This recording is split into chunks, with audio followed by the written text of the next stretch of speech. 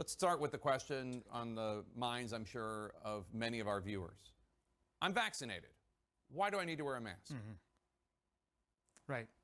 Well, so first of all, for you, Jake, if you look at that map, we can put that map back up again. What we're talking about here is areas where the virus is spreading in higher substantial ways. Where you are, as it turns out, DC, it's moderate. So this is maybe going to confuse people even more. But technically speaking, according to this new guidance, Jake, in DC, that wouldn't apply for vaccinated people in public indoor spaces. Okay, so but you're in the red, right? Why you're in Atlanta, so why do you need to wear a mask? Why do I need to wear it? So this is what they're saying. The new thing here, we've known for some time that vaccination rates aren't where they should be. We've known for some time that the Delta variant has become dominant. We already knew that. So what changed now is your question.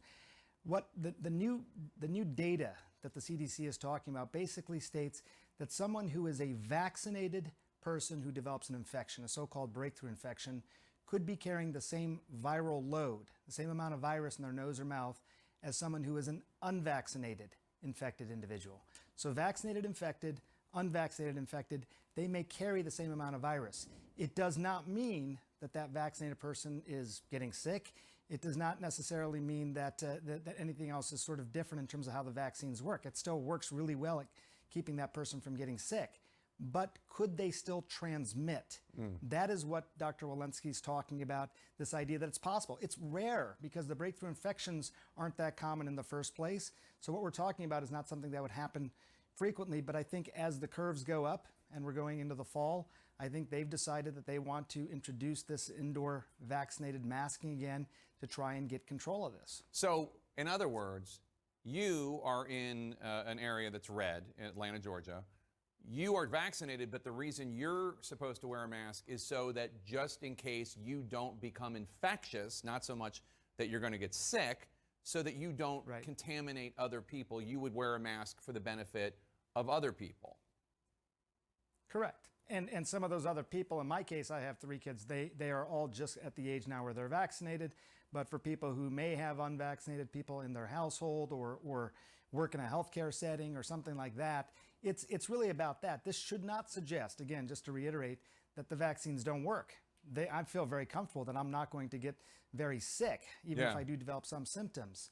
But what's new here, again, Jake, according to Dr. Walensky, this is data that hasn't even been published yet. But basically, they found enough evidence to say that even if you were vaccinated and developed one of these breakthrough infections, you could carry enough of a viral load to potentially spread it the way that an unvaccinated infected person would. And for children, the CDC is urging everyone, students, faculty, staff, in K through 12 schools to wear a mask in school. And as in all CDC guidance, this is a recommendation. It's not a mandate. Are most school systems expected to get on board with this? I don't know. This is going to make for some very big debates and fights, I think, over this. There's obviously several school districts around the country that have laws that prevent mask mandates. They've passed those. Large school districts in New York and Los Angeles are planning on returning with masks. I know here in Atlanta, public schools are as well. But it's going to vary across the country. What we are reporting right now, Jake, is obviously new. How much does this new guidance affect those school districts? There are several that are sort of on the fence about masks even before today, so this may tip them over into mask wearing. We'll see. CDC director says, as you'd expect, that this still very much encouraging in-person learning, but with masks K through 12.